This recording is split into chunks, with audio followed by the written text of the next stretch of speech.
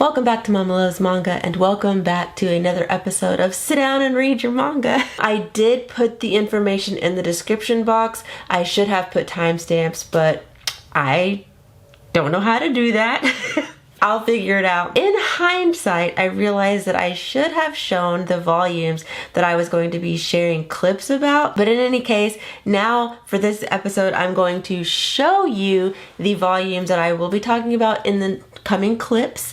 So that way you can decide for yourself whether or not you want to watch the whole video and see my thoughts on all of these things, or if you just want to watch to see what I said about a specific one. So in order of what I read, I have volumes 2, 3, and 4 of Our Dreams at Dusk by Yuki Kamatani and translated by Jocelyn Allen. Those of y'all who watch Laura, aka Manga Hoarder, know that she is very big on making sure that the translators get love too, and I fully agree. And so I have decided that going forward I would like to at the very least mention the English language translator, because without them the majority of us would not be able to read manga. Let's face it, how many of us are actually learning Japanese? I mean, I know some of y'all are. I know probably quite a few of y'all are. I'm not though. Moving on. You'll hear me talk about volume 1 of Karakuri Odette by Julieta Suzuki, which embarrassingly enough I do mix her works up with another mangaka. I mentioned that I think she wrote Sweet Rain. She did not. And I do correct myself in the clip where I talk about volume 2, but I just wanted to give y'all a heads up that I say something that's incorrect because I didn't do my research, and that's why you should double check yourself before putting things up on the internet. And by the way, the English translation of Karakuri Odette is by, I think it's Ami Tokutake. It could be Aimi Tokutake, not completely sure, but that's the English translator. You'll also see me talk about volume 1 of Ooku, The Inner Chambers by Fumiyoshi Naga. The English translation is by Akemi Wegmuller. I think that's how you pronounce their last name. So if you're new here, you may think that this was my first time reading this. It was not. Those of y'all who have been here for a while know that this is one of my favorite series of all time. I love this series so much, but I decided to reread this because I convinced my friend Danny to read this first volume, and she was like, girl, I need you to help me. And so I went ahead and reread this because there were a lot of details that I had forgotten and I couldn't answer her questions.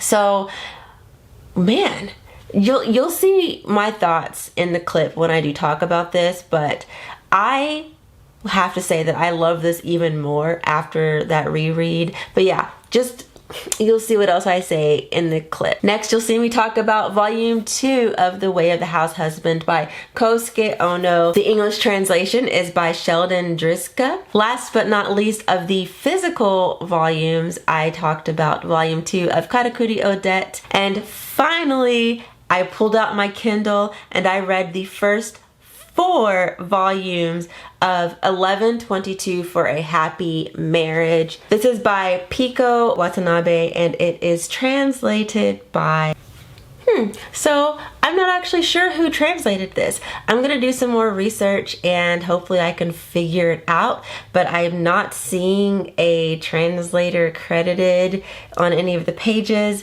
Like I said, I'm gonna go back and I'm gonna do some research, and maybe I just missed it, but I'm not seeing it, and I'm not seeing it online right now, so I'm gonna keep looking. But anyway, these are all the things that I have read recently, and you will see the clips. I hope you enjoy. So let's go. Actually, that was dumb. Excuse my purple hands. I redid my hair so it's brighter. Anyway, so I just finished reading volume 2 of Our Dreams at Dusk. I said somewhere, if not on IGTV, I definitely said on Twitter that this is going to be a very emotional series for me, and I am correct. It's not necessarily something I completely relate to because, you know, my high school experience was not like the kids in this one, and my adult life, my adult experience is not like any of the adult characters in here. But there was a panel in here where they talked about the fact that not everyone's orientation is exactly the same. So like you can identify, say, as bi, like I do, or pan or whatever, but I am not bi or pan in the same way that someone else is, you know, like we all have we're all unique, we're all different, and we all, you know, are somewhere on this spectrum, and that I could relate to. I'm also reading this, you have to remember, through the lens of a mom, and a mom who I want for my kids to be able to be who they are. My husband and I definitely have raised our kids in a way that, in an environment that allows them to be themselves. And it's something that we've definitely had to fight for, because there are people where we live, people have a tendency to be very closed-minded. Even those people that they're well-meaning, they're still closed-minded, and they still will say things that they don't even realize is hurtful, but then you don't really know how to point it out because you don't want to offend someone. Like, you don't want to upset them, although they upset you. Like, there are all these things, but, you know, we've had to really fight to be able to raise our children in an open, genuinely open and tolerant environment. And I just want my kids to be happy, you know. And when I see these young kids like struggling, it really hurts. I don't like to see young people. I don't like to see anyone suffer, but I especially don't like to see young people suffer. You hear about so many kids that are, you know, that they go through something, and ooh, I'm getting emotional. Maybe I shouldn't record. Ooh, it is getting hot too. Oh, goodness. Anyway, the point is that there are kids who make a certain decision that is very permanent, centered around like something that when I look back, you know, it's so small, but it's easy for me to look back and think, oh, that was really small because, you know, I've lived through it. But some people, some kids don't. And it's just hard. I mean, not that happened. That didn't happen in this. But I'm just thinking about how much kids go through, and if they don't have like a support system, the things that can happen, and it just makes me very emotional. So I do remember a lot of people saying that they were uncomfortable with the use of certain slurs. Yes, slurs are used. I don't think I need to even say like the initial of any of them, because I'm sure that you can guess what some of them are. And I can understand that being very jarring, and I can understand it being triggering. But I do want to say that framing matters. These slurs are not used in a way that is portrayed as the right thing to say. One character in particular that I'm thinking of is going through their own stuff. It's actually, the cover says a lot. But anyway, so, you know, they're going through their own stuff, and that doesn't necessarily make it right. It doesn't make it right at all for them to have said the words that they said, but it does give context, and the story is written in a way that lets us know, like, hey, that's not cool, but we can still have compassion for what this person is going through, you know, and also be like, hey, yo, like, that's not cool to say. I just think this is so well written. Oh, and I do want to say, I did mention the mangaka, but I also want to mention the translator for this series because my friend Laura, aka Manga Hoarder, made a really good point in a very recent video about mentioning translators and how important that is. Yes, the mangaka wrote the original story, but the translator also puts in a lot of work so that we can read this and understand it. You know what I mean? Like, and when I say I don't mean just like being able to read the words because I can read English, but I mean to really resonate with it. Like the word choices and things like that help enhance the reading experience. So this was translated by Jocelyn Allen, and I actually think I follow Jocelyn on the Twitters. Now, I don't speak Japanese. I, have not read this in Japanese, and I can't like compare the two, but I do think that the message is being conveyed very, very well in English, at least in my opinion, and it's wonderful.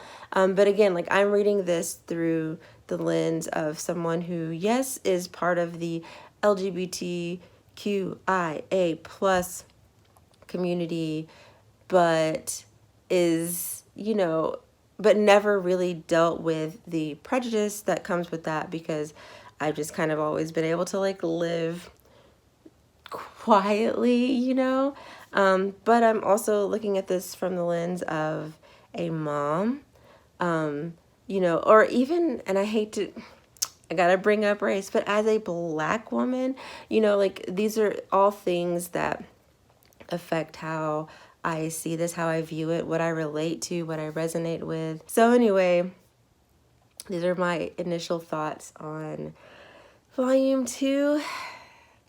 So I just finished reading volume 3 of Our Dreams at Dusk. Hopefully you can't tell. I have been crying.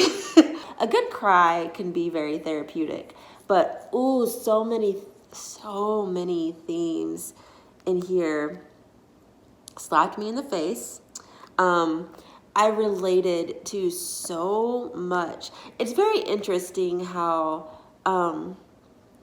just humans in general, we have so much more in common than I think we believe, but especially like marginalized people. And there are so many of us who exist at intersections. I mean, I think about myself being Black, a woman, being queer, and dealing with like microaggressions from people, dealing with well-meaning family and friends, people who, they say things without thinking. They say things, they think what they're saying is helpful. They think they're being open and accepting of you, but then at the same time, they're also being intolerant of people like you. It makes me happy that there are places online, there are series like this where people can see themselves and learn that, it's okay to stand up for yourself. It's okay to be upset. It's okay to let someone know that, hey, what you're saying is not okay. There's just so much that happened in this quite short volume, and it really affected me. Like, I'm in my feelings, and I was going to go ahead and pick up volume 4, which is the final volume. Am I ready? Am I emotionally ready?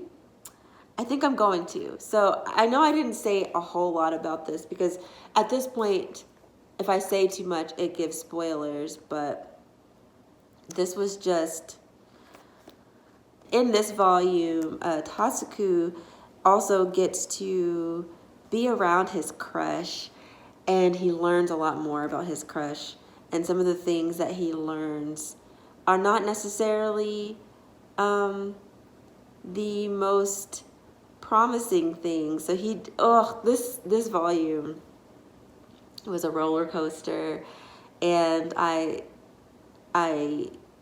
although I am very emotional, I loved it so much.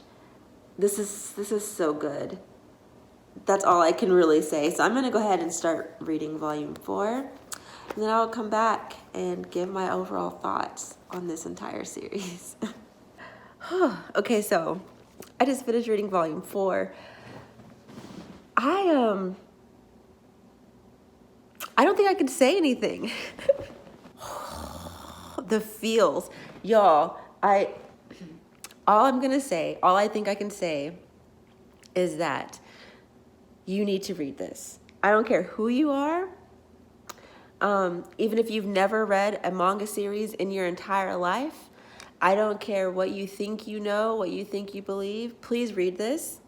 It's only 4 volumes, and it's not perfect, but it's damn near. This is damn near perfect. This is so beautiful. I'm in my feelings, so beware. If you're as sensitive as I am, you will cry.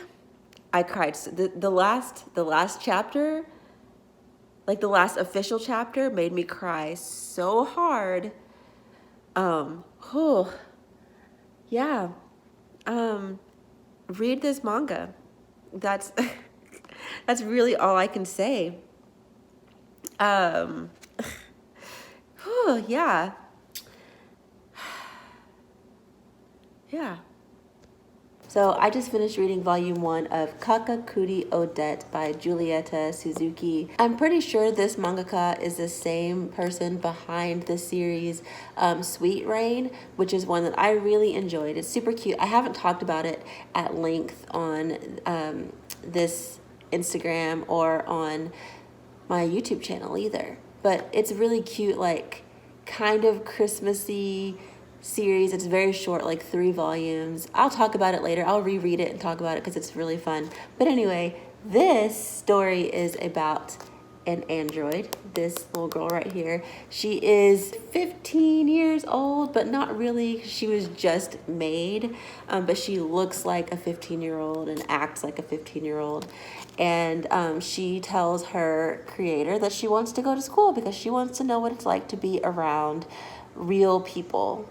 And so she does. She goes to school, and it's really cute. She's supposed to keep her identity a secret. She's supposed to not let anyone know that she is an android. But I think a lot of the teachers know the truth. And I also suspect that the classmates know more than they let on. Because if you are someone who is around kids a lot, like especially if you're a parent, you know that kids be knowing, okay? They tend to pick up on things a lot more easily than I think a lot of adults give them credit for. So anyway, so far this is turning out to be a very adorable, comedic story. It is labeled as comedy sci-fi, and it has both of those elements, but there is some surprising darkness. I'm a sucker for series like this. So the main question throughout this series is what does it mean to be human? So it's sort of like slice of life-ish. You see her in her everyday life, hanging out with friends. She's put in different scenarios, and it's quite fun. It's really fun to see her interact with people. It's fun to watch her learn how to be human. And you do meet other like androids that kind of pop in and sort of serve as, I guess, contrast to her. And I'm pretty intrigued. This is a 6-volume series. Yes, 6-volume series. And I think I'll be able to read this relatively quickly. If you can hear background noise, that's my youngest is watching TV in the TV room. Don't know what he's watching. It sounds, I don't know, it sounds ridiculous. Here is the art. Very much that early 2000s aesthetic that I am trash for. Anyway, so I'm going to continue reading this and, come back and let y'all know what I think. But so far, I am loving this. So if you've been watching my stories, you know that I am rereading Ooku, The Inner Chambers by Fumi Yoshinaga. Mostly just volume 1, but after rereading this, I think I want to reread the rest of the series up to the most recent volume, at least that I own, which is volume 16. I already love this series, and I've been loving this series for the past almost 2 years since I first started reading it. And rereading this first one, I was like, oh yeah, that's why I love this. It is so good. However, I now realize that this is not a series that I can just recommend all willy-nilly like I have been. Not everyone is going to enjoy it as much as I do, and so I guess what I want to do in this video is talk about the reasons why I love it. Fumi Yoshinaga had to understand the past in order to reimagine it, and I am so impressed by that. I'm impressed by the amount of research she obviously did in order to give us something that feels like it could have actually happened. There is enough historical, we'll call it fact, because, you know, let's be real, when it comes to history, is it really factual? Because it all depends on who wrote it, you know, who wrote the stuff down and who's relaying the information. We all know that it's not all necessarily fact unless you maybe lived through it. And even, anyways, that's a whole other conversation. The point is that she did her research and she's a queen, okay? The next thing I really enjoy is the art. Now, I know that Fumi Yoshinaga's art style can be a bit polarizing because of the whole same face issue. Yes, a lot of her characters do have the same face, especially in this series. It can get kind of confusing if you're not paying close attention, because especially the main male characters, they all they look similar. And if I remember correctly, throughout the series, that is a running joke that the central male characters have a tendency to look a lot like previous central male characters. So she is aware that her characters a lot of the time look similar. She likes to use the same face a lot, and I don't know, I think it's endearing. I enjoy it, and what I love the most about her characters is how expressive their faces are. I've said this in so many videos where I've gushed about her works. Even when they have the same face, they still feel very individual and different. All of the characters have individual personalities, and it's just so much fun. It's so much fun to read about these characters. So I probably should have started by explaining what this series is about. It is a reimagining of the goings on during the Edo period and the shogunate rule. It's a reimagining that asks and answers the question, what if women had been in power instead of men? And it's very interesting how things start. In the very beginning of this volume, you learn about a plague called the red face pox. It's similar to smallpox. It is made up, this woman did her research and made up a whole disease that feels very real. Oh, just I stand. This disease pretty much decimated the male population.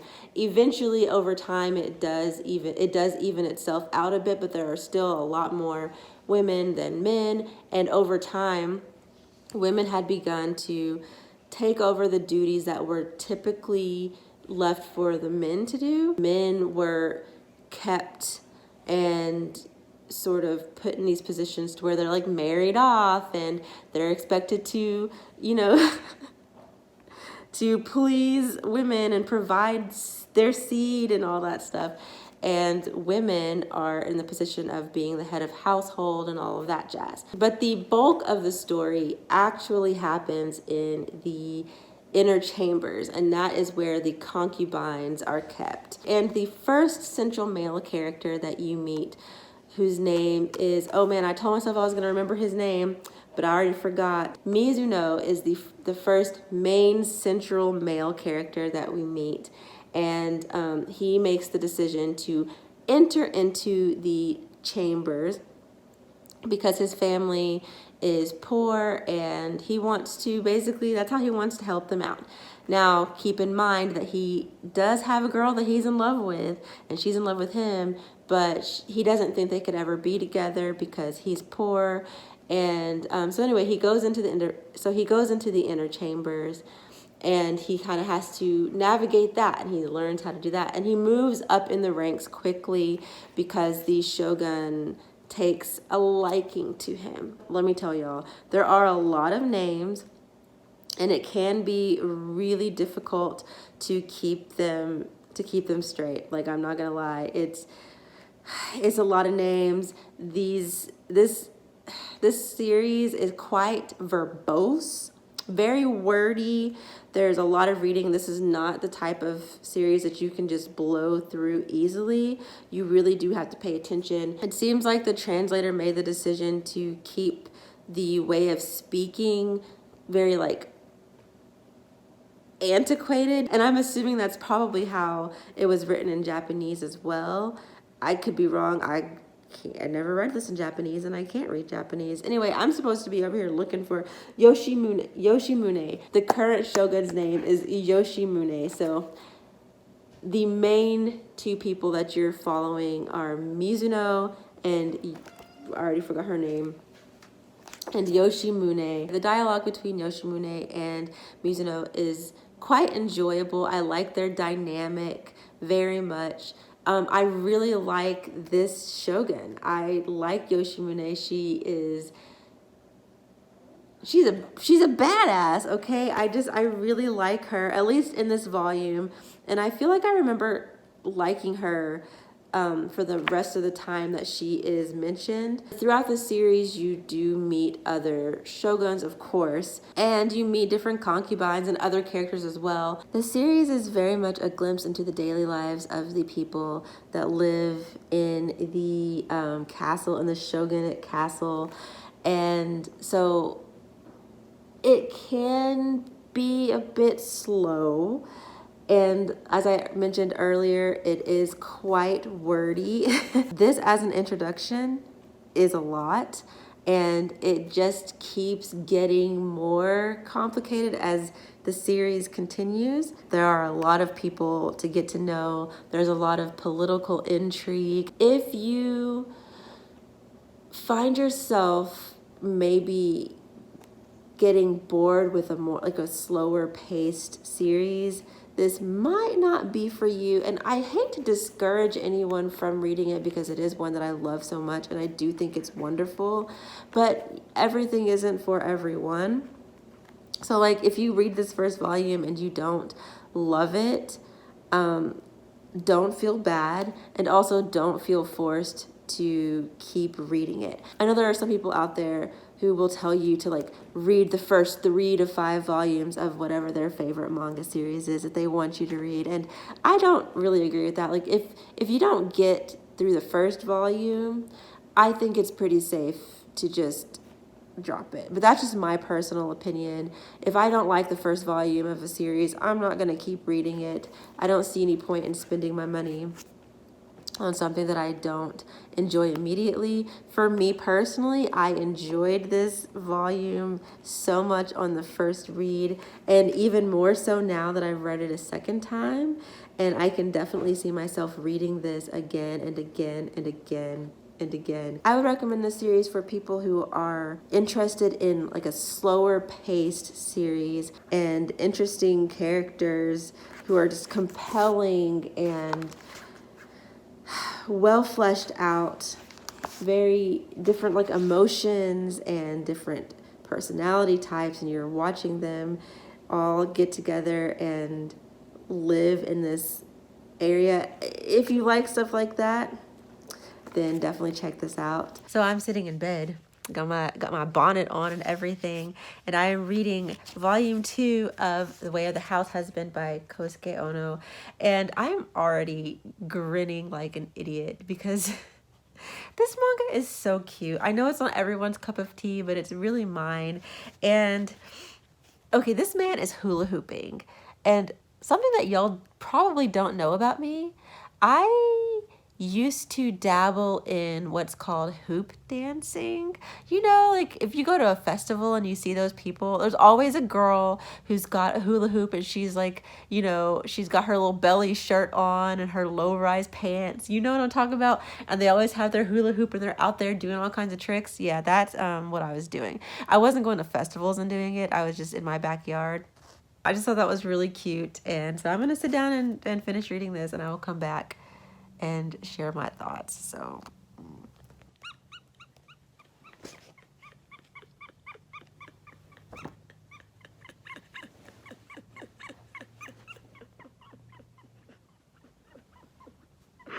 my gosh. What?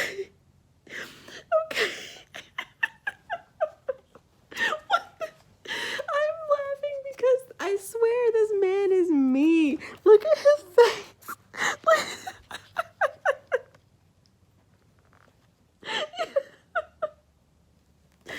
Oh my gosh. Oh, I love him. My dance teacher slash best friend tells me all the time that I need to stop making the faces that I make. Because sometimes I do it and I don't even think about it. When we're getting ready for a recital and she's like, okay, now I want you to perform it. And I'm like, okay. Because I'm freaking out because I can't remember the moves. Oh, this is so cute. Oh, this is so relatable. Oh, I love this so much. Okay, I'm gonna keep going. And we are done. I enjoyed this just as much as I enjoyed the first volume. I think that this is a series that you're either going to like or you're not going to like. There's not really an in-between. This is, for me, it's very fun. It doesn't take a lot of thinking. It's a very easy series to read. It's quite funny to me. I have a tendency to really be kind of trash for series that center around like house person things, so like housewives, house husbands, probably because I'm a stay-at-home mom and I can relate to a lot of the jokes. I think it's funny to kind of poke fun at certain jobs, and yes, being a stay-at-home mom, a housewife, a house husband, whatever, it's a job. Some people forget that it's a job, and it's a job that is kind of thankless, and it doesn't end. I don't get to clock out. Oh my god. So I have a good time reading stuff like this, and I really do enjoy the twist that is him being a former Yakuza. Just in case you haven't seen my review of the first volume, I'll quickly show y'all the art in this. It's very nice. It's a very, in my opinion, universal art. Very detailed and recognizable. Wow, my nose is just getting worse. Let me get some tea. Ugh. That's all I have to say. I just finished reading volume 2 of Karakuri Odette by Julieta Suzuki, who is not the author of Sweet Rain. Don't know what I was thinking. Don't know how I got those two mixed up. She is the author of Kami-sama Kiss, which is a series that I used to collect because I really enjoyed it at one point. And then I decided that I didn't want to keep buying it. It was at the beginning of my minimalism journey and I had to make some tough decisions. And so I decided that although I liked Kami-sama Kiss, I was not going to keep purchasing it. I gave it to a friend and she ended up loving it and she finished it. She bought the rest of them and now I want to borrow them from her so I can finish the series. I'm gonna have to text my friend and tell her that the next time I come visit her, I'm gonna borrow that series and I will give it back eventually. Shout out to Laura for letting me know so that I didn't continue to make a fool out of myself. So anyway, volume 2. I am still very much enjoying this series. It doesn't take itself too seriously. It's goofy, it's funny, it's sweet, it's cute. You get a chance to connect with the characters and you root for them. Even like the not so nice ones, they have redeeming qualities about them and you're rooting for them to get better, to become, you know, maybe nicer. I will say that in these first 2 volumes, it seems like the mangaka wanted to do something a lot more sci-fi with this other than just the fact that we have androids. And it seemed like she wanted to add like a little side mystery kind of danger in there. Like there's something that happens in the second volume that prompts the professor to have Odette and Chris, who is another android, stay with a friend. Like Chris is in danger of being taken by another group of people.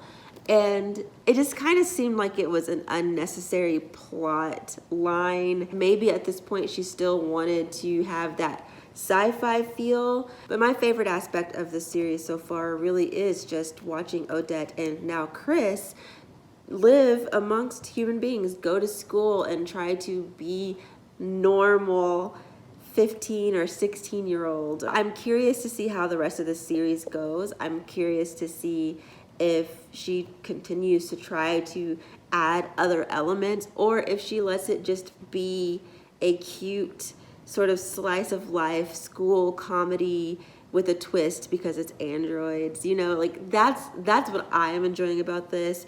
We all know I am a sucker for slice of life and romance, and if it has a little sci-fi twist with androids, I'm happy with that. And I'm going to sit down and read volume 3. So, see y'all. Holy moly, y'all. I just finished reading the first 4 volumes of 1122 for a Happy Marriage by Piko Watanabe. Hold on, let's see. Can you see? There you go. This is the cover of the 4th volume. This series,